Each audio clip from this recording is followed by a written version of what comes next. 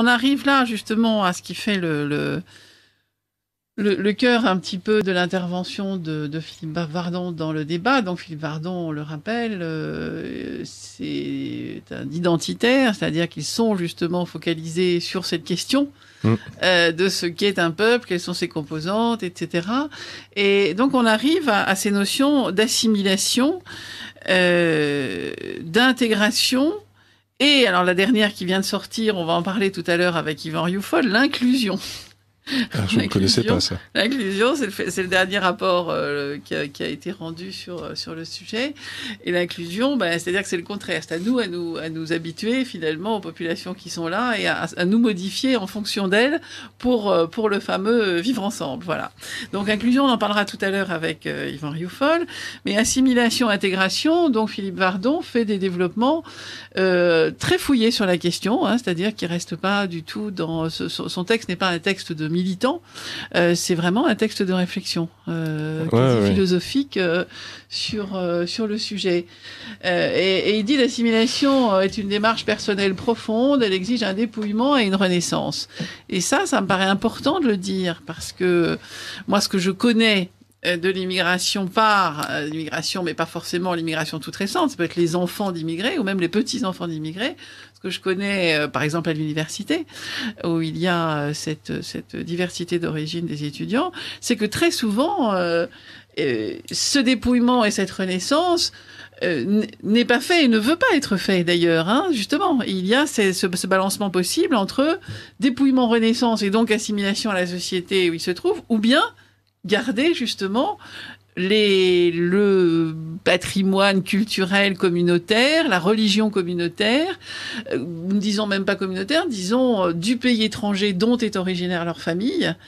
Et ça, moi, ça me paraît un des points de réflexion les plus importants. Je pense qu'il est temps vraiment de réfléchir très fortement à ce statut de gens qui sont en fait d'origine étrangère. Je pense que le terme d'origine étrangère est bon parce que on peut être d'origine étrangère et devenu français par naissance, par naturalisation, etc. Mais il n'empêche que français par la carte d'identité ou pas, l'origine reste étrangère et que c'est ça qui pose problème, que ce soit un enrichissement ou que ce soit une douleur, parce que parfois c'est une douleur. Moi, je l'ai ressenti souvent. De gens qui ne savent plus, qui sont en France, mais ce que disait Malika Sorel d'ailleurs, qui sont en France, mais auxquels on dit écoutez, la France nous a colonisés jadis, donc la France n'est pas un pays qu'on peut aimer, et donc ils sont privés finalement de cette assimilation, de ce dépouillement et cette renaissance. Alors moi, de toutes les façons, je m'oppose à l'assimilation aussi. Alors lui, justement, sa démarche n'est pas... C'est pour ça que je dis que c'est pas un texte militant. Ce qu'il dit, c'est que l'assimilation éventuellement de personnes est possible, c'est celle de communautés qui pose problème et que l'on n'a jamais vu ça. Ouais. L'assimilation massive ne peut être présentée comme une solution à l'immigration massive. Il a de bonnes formules, je trouve, dans ce texte. Ah oui, il a de bonnes formules.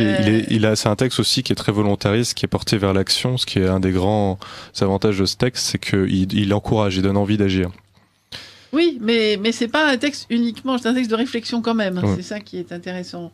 Donc, pour résumer, l'assimilation massive ne peut être présentée comme une solution à l'immigration massive. Bon, voilà une formule lapidaire. Donc, individuellement, l'assimilation n'est pas forcément possible. À savoir si elle est souhaitable ou pas, ça c'est quand même aux gens à le savoir eux-mêmes. On peut pas interdire à quelqu'un non plus qui aime la France, qui veut devenir français complètement, même s'il est d'origine étrangère. Nous, Français, on peut très bien tomber amoureux d'un pays et décider de devenir plus national de ce pays que les nationaux. Ça peut arriver. C'est l'amour, ça s'appelle l'amour, ça. Ah oui, je veux bien croire que ça puisse exister, oui. Mais voilà, ça ne marche pas collectivement en tout cas, et même individuellement, c'est pas forcément. Alors il y a un passage aussi qui m'a paru. Il dit, il n'est écrit nulle part que ce devoir auquel je souscris bien volontiers de charité et d'humanité soit uniquement dû aux immigrés, parce que je crois que la politique, c'est autant mettre les choses en ordre que dans le bon ordre, et donc savoir discerner aussi ce qui est prioritaire. Pour ma part, je n'oublie pas les populations d'accueil, et singulièrement mon peuple, frontalement confrontés aux conséquences économiques, sécuritaires, sociales, sanitaires de l'immigration massive et incontrôlée. Alors ça, c'est une chose. Il dit, charité bien ordonnée commence par soi-même, ça c'est une chose, mais il dit par ailleurs, ailleurs, il ne me semble pas non plus, et ça, moi, je suis profondément de cet avis, que déraciner les hommes, leur faire miroiter un Eldorado qui n'existe pas, ou leur offrir l'extraordinaire chance de crever en se noyant entre les côtes libyennes et l'île italienne de Lampedusa, relève d'une pensée réellement charitable.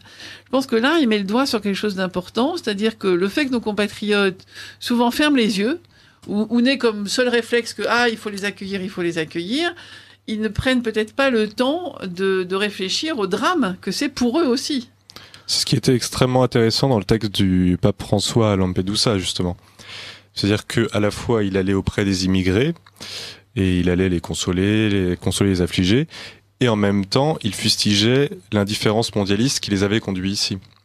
Ce monde qui fait en sorte qu'il y ait des gens qui par centaines prennent des bateaux qui ont toutes les chances de couler ou de mourir, d'être affamés, de se retrouver à 50 dans 10 mètres carrés pour aller en Europe. Et ça, il a raison, Philippe Vardon, d'être suffisamment charitable pour se rappeler que ça, ce n'est pas humain. Oui, c'est ça. Donc, bonne conscience, en fait. Alors, il cite Rousseau, qui n'est pas admirable dans tous ses écrits, mais dans certains, qui dit dans les 1000, méfiez-vous de ces cosmopolites qui vont chercher loin de leur pays des devoirs qu'ils dédaignent d'accomplir chez eux. Tel philosophe aime les Tartares, ou les Tatars, je ne sais plus, pour être dispensé d'aimer ses voisins.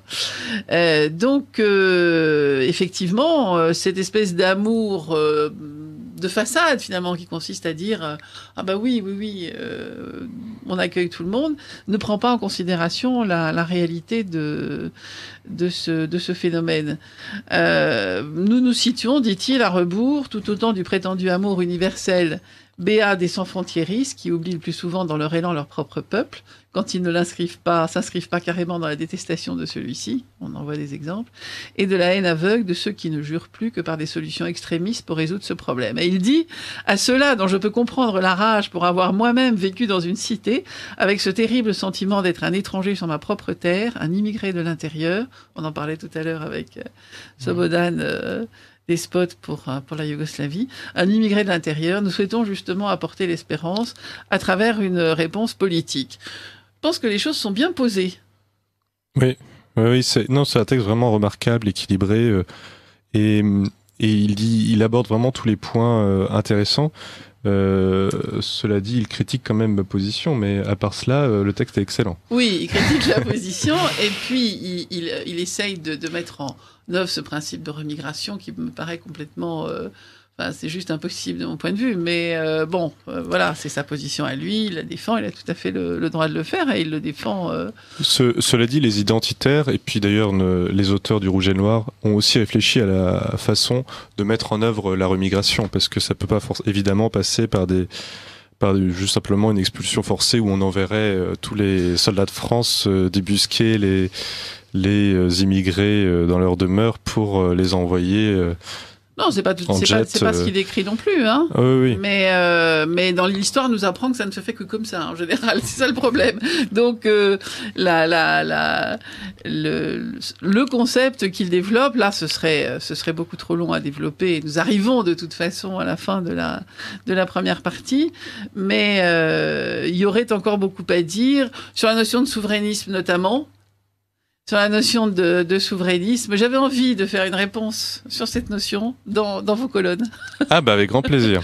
Parce que ce terme m'agace beaucoup. Je pense qu'il y a une incompréhension de beaucoup de réalité sur ce point. Donc il dit « Remigration, créer une envie de retour pour répondre dans un deuxième temps à cette envie à travers des propositions concrètes, etc. » Donc c'est sa proposition. Bon. Ensuite, il y a des développements sur conditions d'acquisition de la nationalité, résidence et nationalité pouvant être enlevées, expulsion d'échéance de nationalité. Donc ce sont des points en fait qu'il fait les uns après les autres. Restauration des frontières européennes et ou nationales, repérage des passeurs, hébergeurs et employeurs de clandestins. Ça c'est la première chose. Bon, mais ça c'est la première chose. Je veux dire, c'est ce qu'on a dit d'ailleurs aujourd'hui à propos de ce type qu'on a arrêté qui faisait de la formation pour le djihad. La première chose c'est les réseaux qui profitent de ces opportunités pour se faire de l'argent d'abord et puis ensuite au mépris de la vie des gens. Donc, inversion des flux migratoires, etc. Voilà, donc nous arrivons à la fin de cette première partie.